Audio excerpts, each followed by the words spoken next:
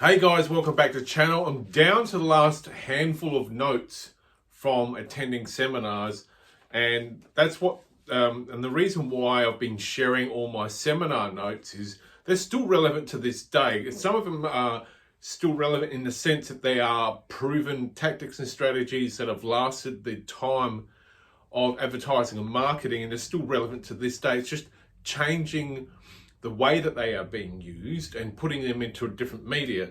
So I've got 3 sets of notes left.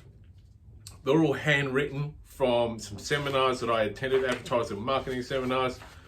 They might overlap some of the things I've already spoken about.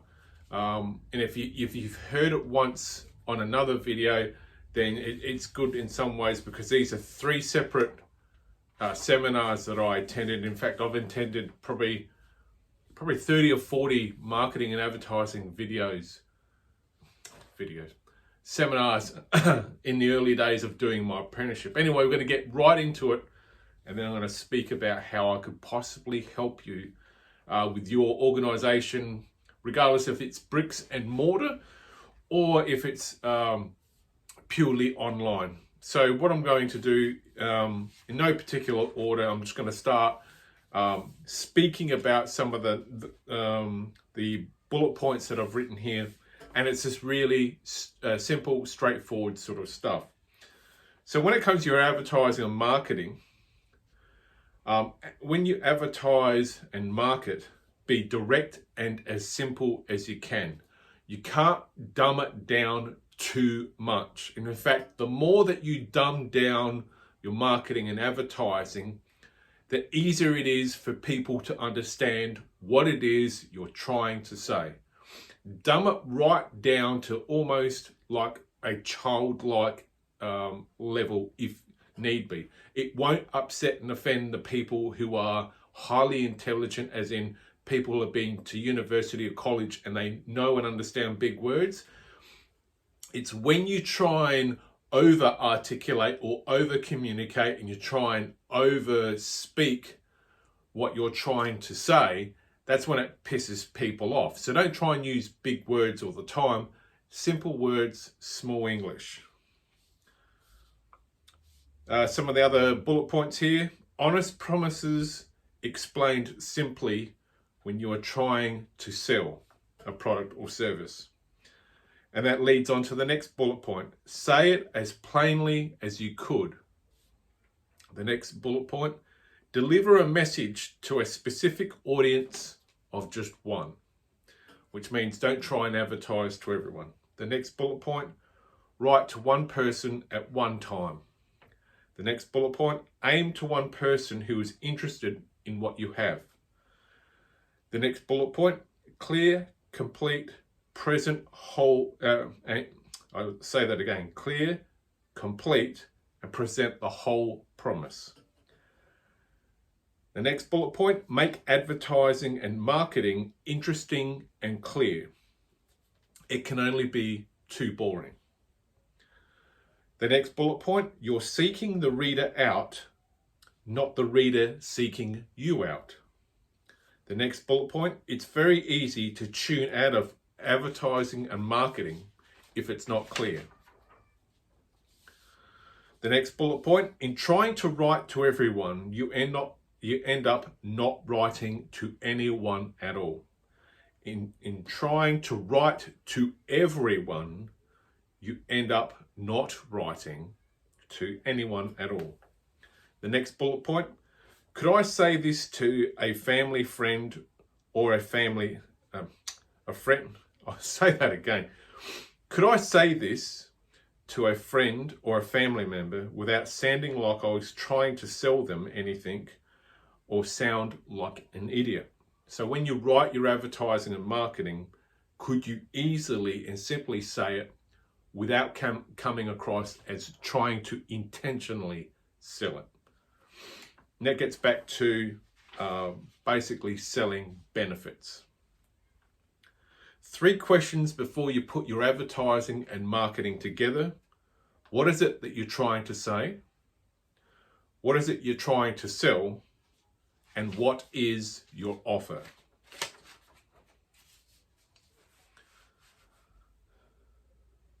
Then I've got another set of bullet points here. The 5 rules of advertising and marketing. You must make it clear what the offer is.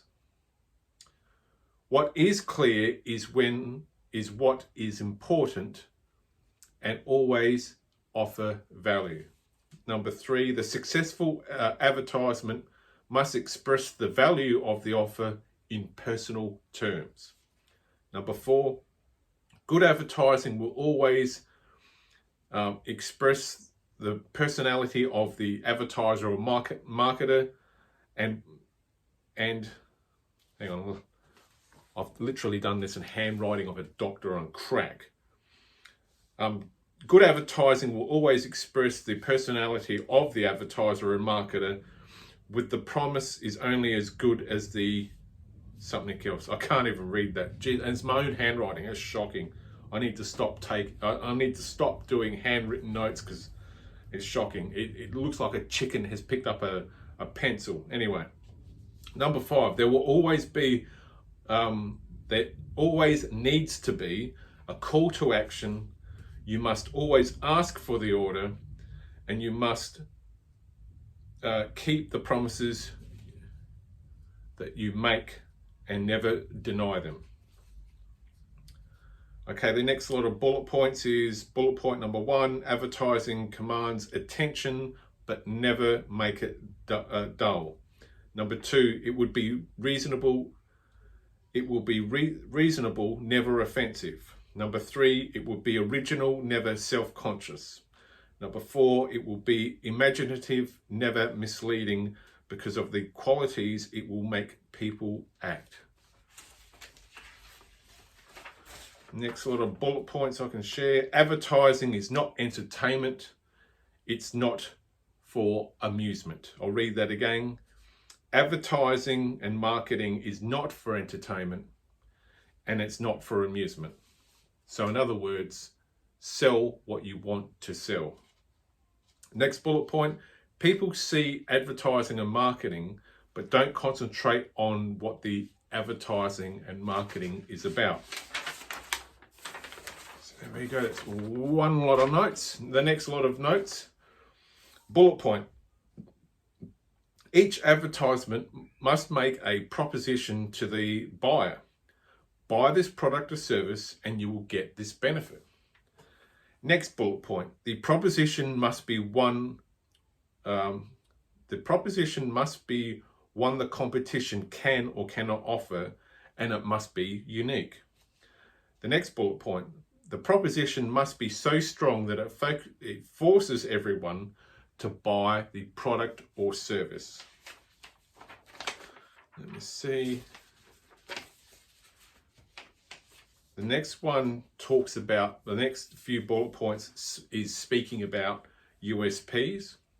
Now the USP is the unique selling proposition, which is what is unique about this particular product or service that will position it in the market to sell. So the USP is what the end result of that product or service is. 3 quick things to keep into the back of your mind when you're trying to come up with a USP. Does the advertising and marketing have a proposition? Is it unique, and will it sell? Let's scoot through those. Scoot through that one.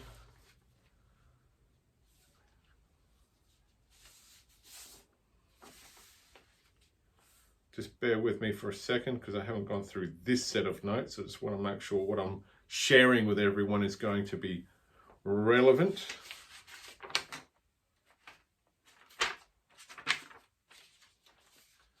Okay, so this is a set of notes I took for a particular advertising and marketing seminar, and these are just 3 quick bullet points in no particular order, and they're kind of a little bit random. The first course of action is the creation to write a sales message or a selling message. Number 2, it's the writing of the sales message. The writing of the sales message is to project the maximum amount. I'm just going to skip that because that sounds like a bunch of codswallop.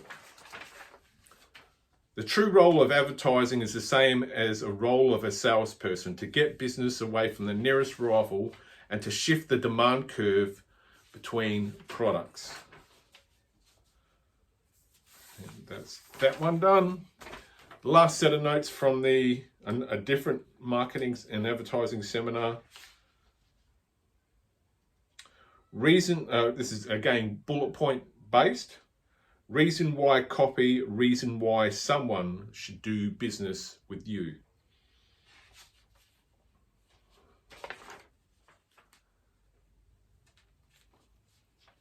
Just going down, looking for relevant. When you're writing your advertising, make a simple statement. Because this particular seminar, and I've got the note of what seminar it's from, which is not really relevant, but it lets me know what year I attended that seminar. The straightforward approach to selling is the simplest way to selling. Another bullet point: big business, as in advertising agencies and corporations, are caught up in showbiz advertising and marketing instead of direct selling.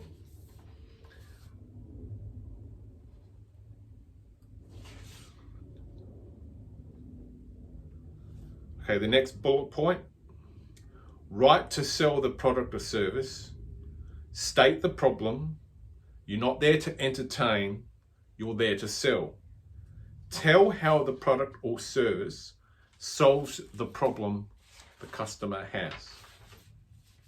The next bullet point: the first few seconds, and this is more or less applicable to VSLs, the first few seconds of a VSL, state the problem clearly and do it in a way so that the person who is watching the video can identify with that problem.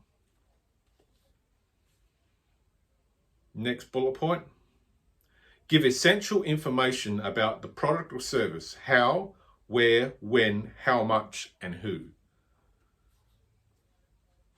Another thing about USPs is problem solution. It's another fast way of working out what your USP is.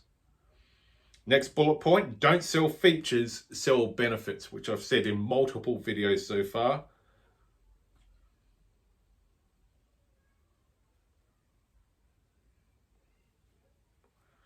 The more real you make your video presentations, as in the more authentic you are, the more it becomes believable when people view it.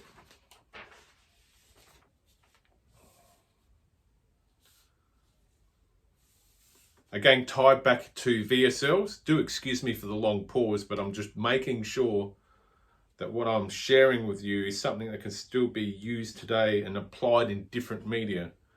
When it comes to making video sales letters or VSLs, 60 to 120 seconds or a minute 20 is the absolute minimum. 3 minutes is probably the absolute maximum, unless I would say 3 minutes would be the absolute maximum, and then you'd probably want to say at the end of that first video, if you'd like more information, we have another video for you. Always try and do your video sales letters in a 2-step format, and I'll explain that in a different video.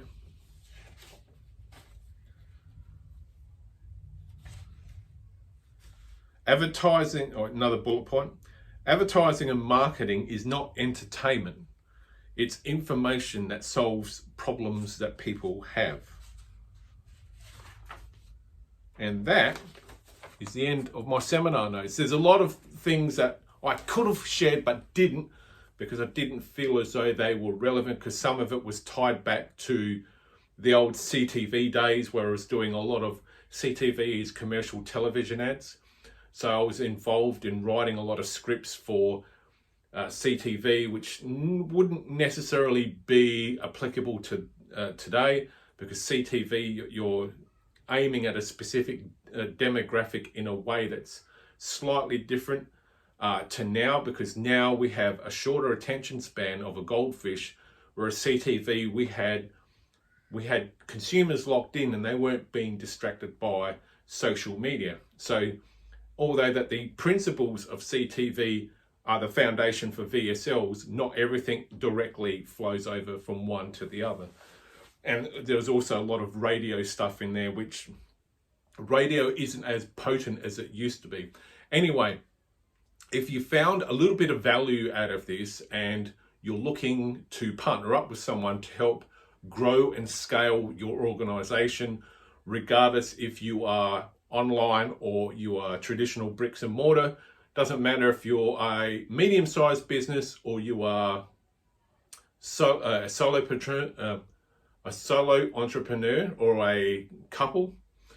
If you are looking to grow and scale your organization, regardless of what it is, and you're looking to do that in a way where it's fast, simple, and easy, I have a coaching program that is available. Now, I'm not going to try and sell you the coaching program right this moment. There's a bit of a process. And the process starts with you sharing a little bit of information about you, what it is you do, and here is how you go about doing them. So basically, I have an email address that's inside this bio, that's inside the bio of my YouTube channel. You need to fish that out. And what you need to do is you need to shoot me an email, and in the subject line of the email, just type coaching 2024. And I basically just need to know what type of industry you're in, what sort of product or service that you have to offer, and maybe a half page to full page summary of what it is that you are actually doing, as in the how-to side of things, how many products and services, what's your delivery system, what's your repeat customer, what your repeat customers are like, if you have any. You must also be in business for a minimum of 3 years, preferably 5.